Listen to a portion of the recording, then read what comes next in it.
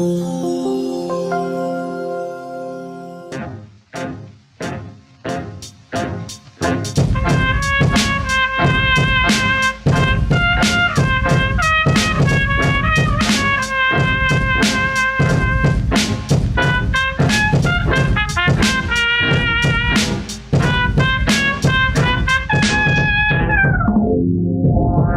matter how disgusted I am by the fact that, on top of everything else, I have to work on the Oka, the Volga cut up for the Oka and the Oka itself remain a heap of scrap metal.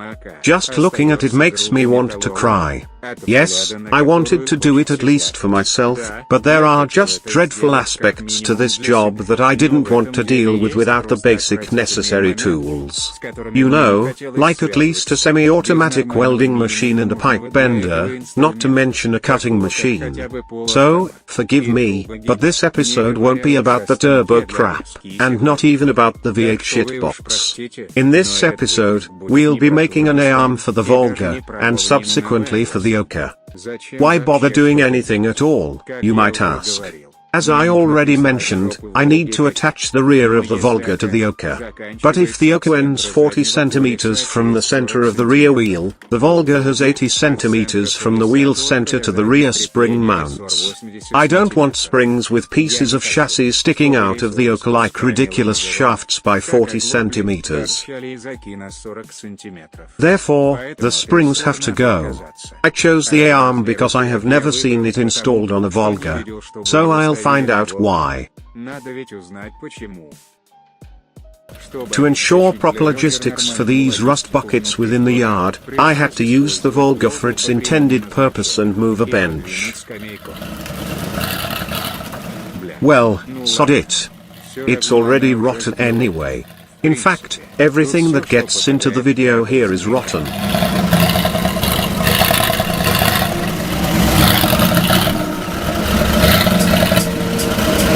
So, this whole video is one big proof of my incompetence in the field of suspension construction. Because, like the genius I am, I attached the mount to the body first, when I should have made the arm first, and then the mount based on it. Brilliant, isn't it? But, of course, I realized this too late. So, given my unparalleled idiocy, I began crafting a bracket for the ball joint on the axle with a delusional sense of expertise, sacrificing an unfortunate steering knuckle from a Sobel. Thus, both parts for the ball joint were extracted from the strut, one of which can now be adjusted and tacked onto the axle. Let me just clarify, the caliper, along with the high precision marker, is used throughout the video not for any semblance of accuracy but merely for symmetry. And this symmetry is about as reliable as the Constitution in Russia.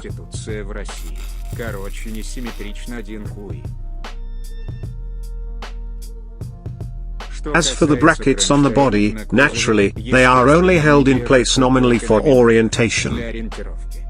To support any actual load, I'll need to weld a channel beam between the chassis rails. Now I need to make a bushing for the spring silent block. For this, I have a pipe with an inner diameter of 36 mm.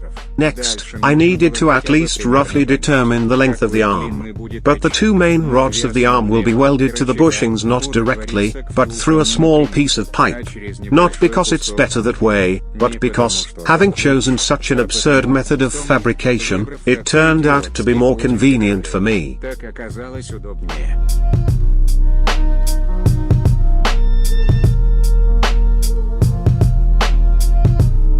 Since it's better not to weld the pipe with the silent blocks, for centering, I inserted rubbers into the bushings, which can be easily removed.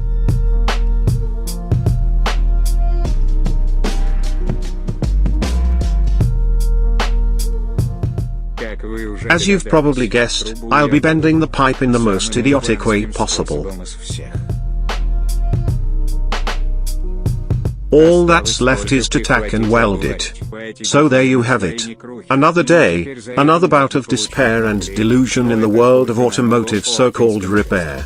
Now, at this point, the V-shaped arm still needs to be reinforced with plates made of 6mm steel. The scariest part of this whole saga is that this weld is the most presentable of them all. What do you reckon? What are the odds of this actually working?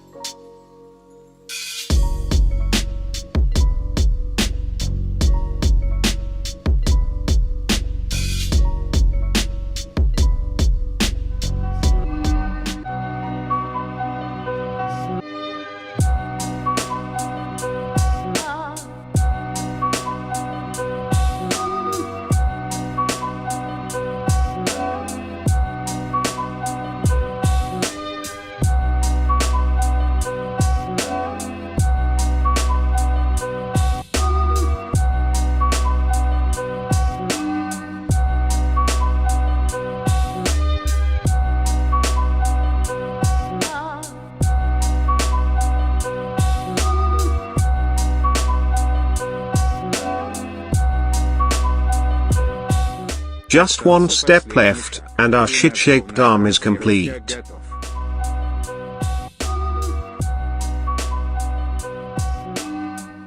In the initial phase, pressing in the silent blocks is helped by these clamps and this product of endometrial rejection. One silent block was pressed in with a bolt, the other only with a jack. Before installing the arm, a few more support points need to be added for the ball joint. Not permanently welded, just enough so it doesn't fall off when installing the arm.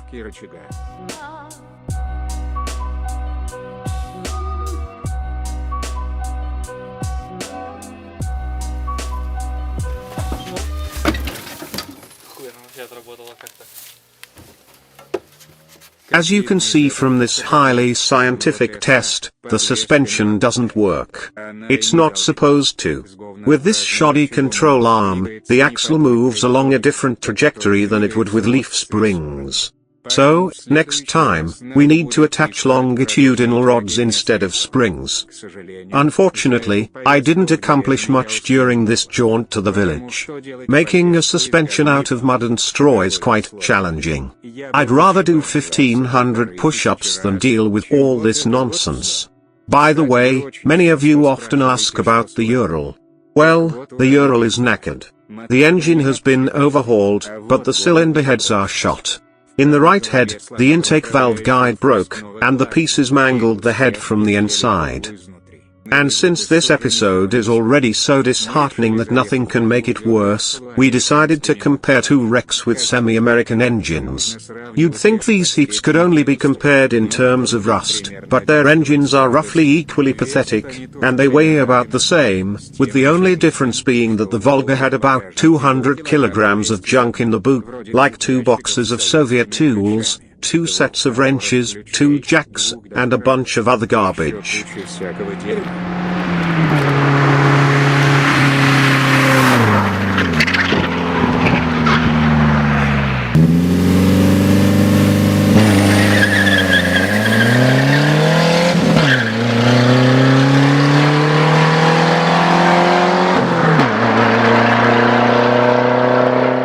In this setup, the Ford Hocus-Pocus C-Max pulled ahead slightly.